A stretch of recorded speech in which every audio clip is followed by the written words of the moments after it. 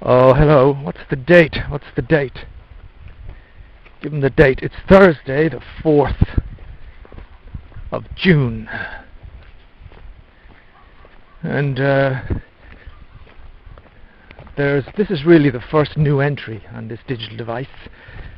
There may be another file here, file number 2 or something, because this seems to be file number 1, but it should be file number 2. Anyway, the other one is just a transfer that I've just kept on this to listen to it during the night from March the 7th or 8th, I think. But this is the beginning of the new stuff, which may or may not be frequent, I don't know, because the last chapter is finished now. And I have got enough material, audio, to be uploaded to last me for a month or more, so I'm not really probably going to do too much more of these things each day.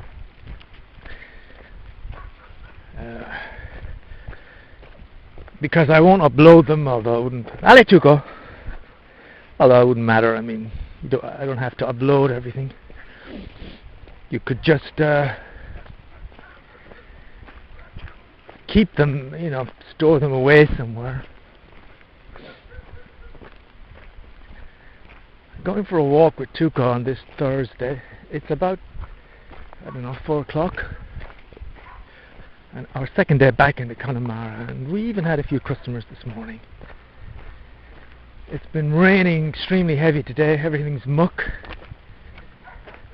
So although it's June, it reminds me of March. And the reason Rita is just barking like a fucking lunatic is because Hosanna decided to join us for this walk.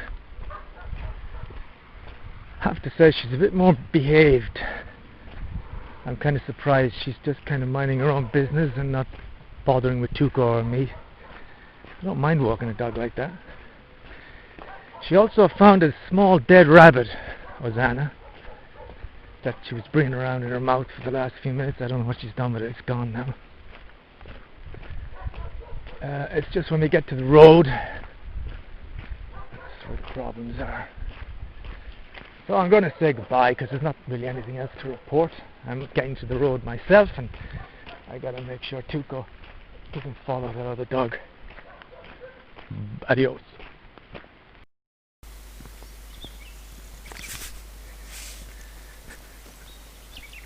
Right, this is number 2 here. I believe this is actually going to be the only thing on this at the moment. I mean, this is the first recording, that's what I'm trying to say. The other one on this device is from the 8th of March. I just left it there to listen to it in bed or something, I think, so that's why it's an out of sync one, which I've already actually uploaded it to my This Life account, so there's no need for it to be here anywhere else anymore, because it is preserved on the internet. Today's the 9th of June. You can say, Tuka, what are you barking at? I've been walking Tuka. I'm getting to the electricity pylon. It's a Tuesday, the 9th of June. June. And Tuka, stop. Tuka.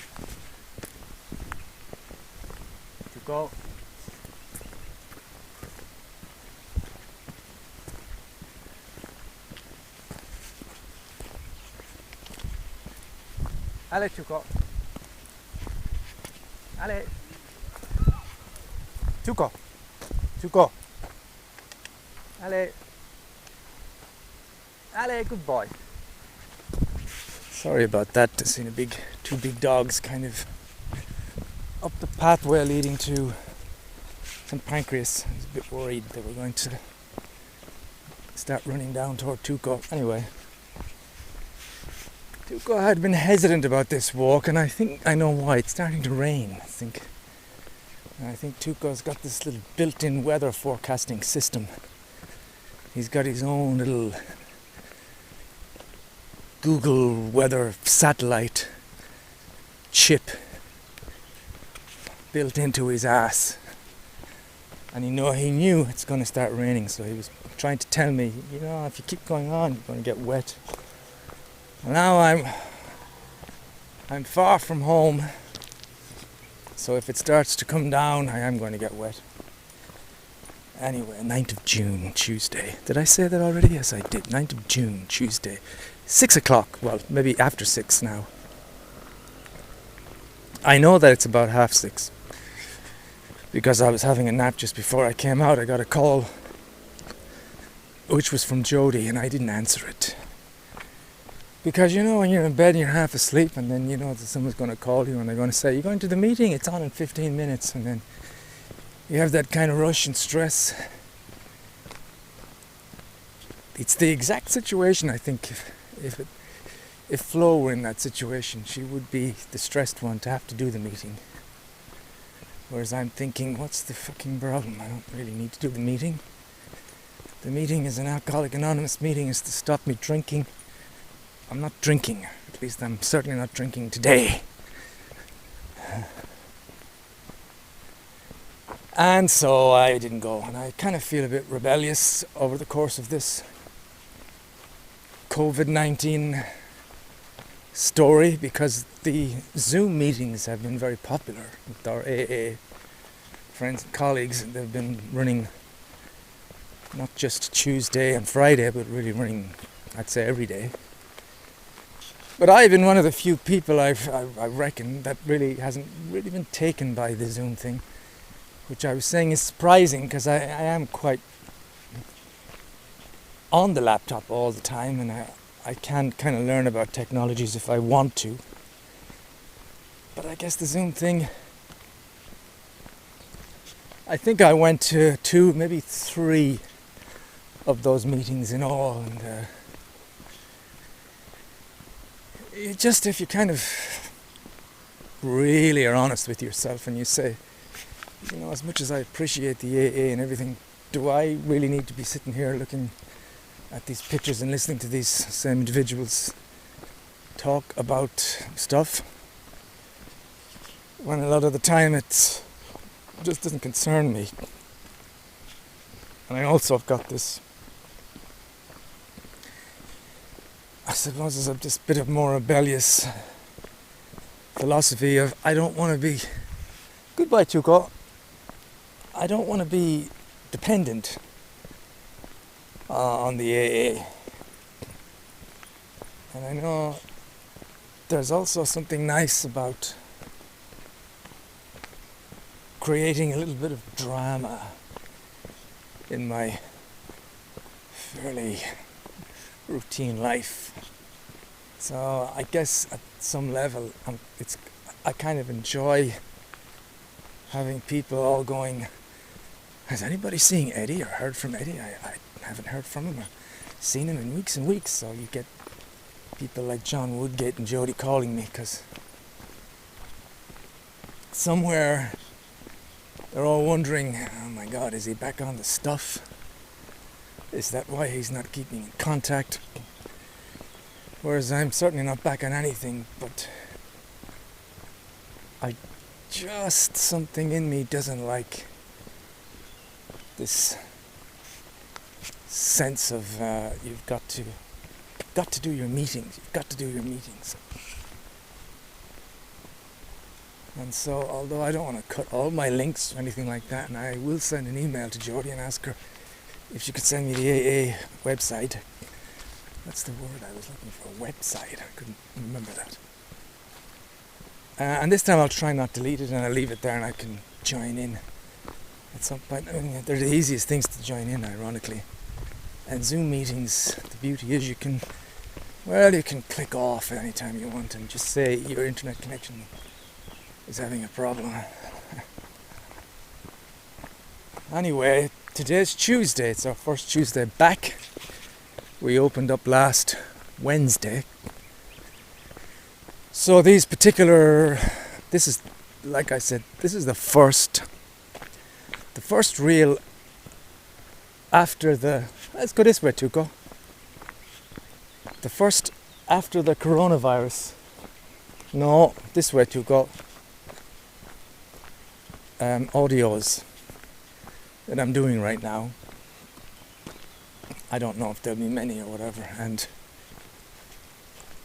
I don't think there'll be as many as during the confinement. I may do one every now and again, leave them on this device, but it'll be a long, long time before they'll be shipped to YouTube, because I'm just getting around to the 20th of March with my uploads onto my YouTube channel, and I've got about 88 more audio files of varying length to get through for the rest of March, April and May. And so yeah, these ones will probably be staying on this device for quite some time. But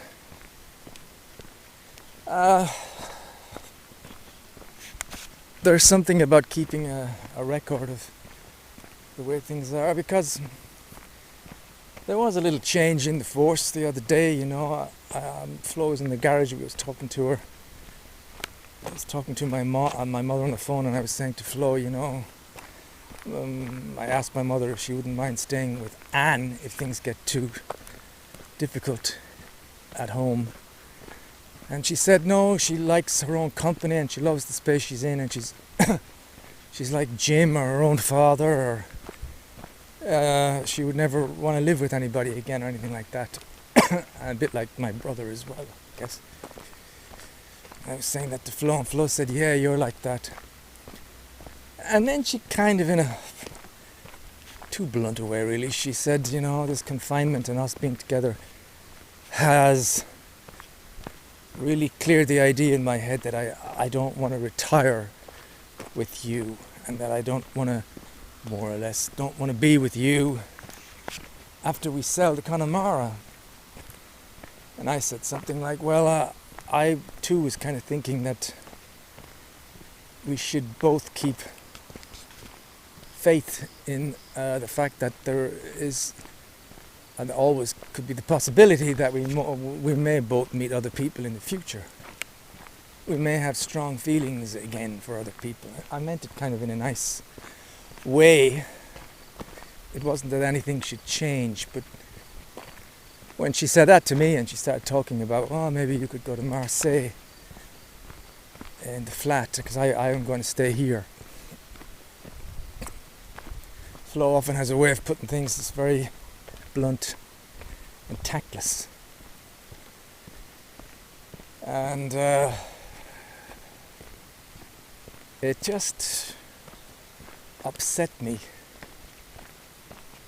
on a few levels, the fact that, first of all, it's just the sense of being let down, where you think there's no matter how nice somebody is trying to be about the situation, you just think you can expect more loyalty and more the spirit of sticking together and getting through things, and also more the spirit of getting over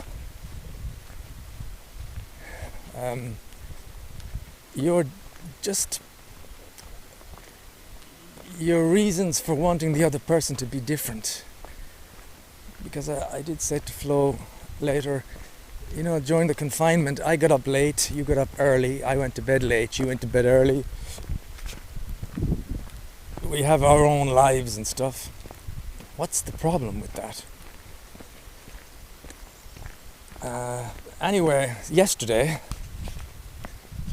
I went for a long, long walk, and I just felt, I don't feel it now because we seem to have, I don't get into it much, but we seem to have patched things up a little bit. The air seems to be cleared a little bit. But it's just that sense coming back for me of a terrible feeling of no security. I began thinking, even now as I'm thinking about it, I can feel a lump in my throat thinking about these things, you know. What do I do in the future? with no Connemara and maybe on my own. Where does the money come? What do I do in later years? Flo said, "Oh, you should don't know what." She said, "I don't even know what you're doing in France." That was it too, which kind of. It's her lack of, I guess, belief in the situation I feel I find myself in, that I don't really feel there's a lot of places to go. Anyway, needless to say, I was in pretty terrible form yesterday. Thinking about all these things. Just feeling at some point you're going to be dumped. But then last night talking to Flo, she said kind of that I was actually a very good person, and it was just that I was cold. And I didn't show any affection, and I understand that. That's a simple and easy to understand and a very valid kind of point. No affection.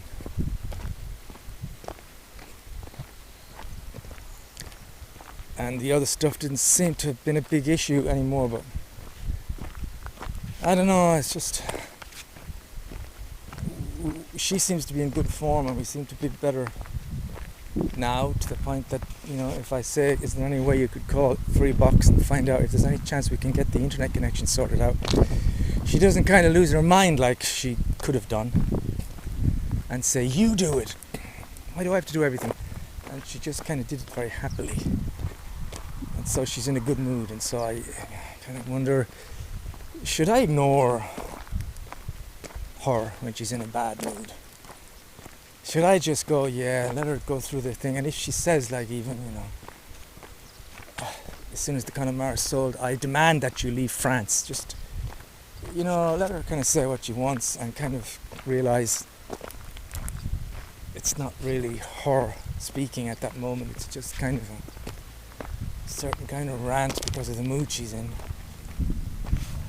And I should just go, fuck, you know, until the day comes that my bag has been just left outside the door. I should probably chill out about these things.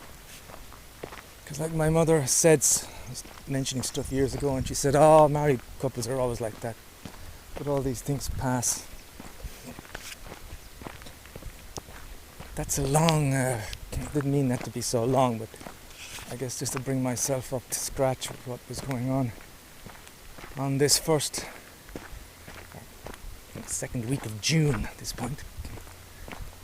That's what the drama was. Tuco, stop.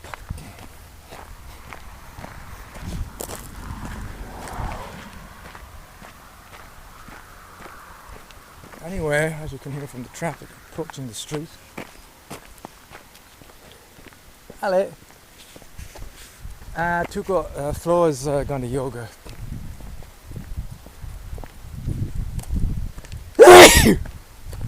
I got a sneeze on tape, excellent. Flo's gone to yoga at 7 with her friends Pierre and somebody else. Tuco! Pay attention. And so she'll be back late, I'd say. Hello! Hello, Tuco. Yes, I guess that's all from me for now. Goodbye.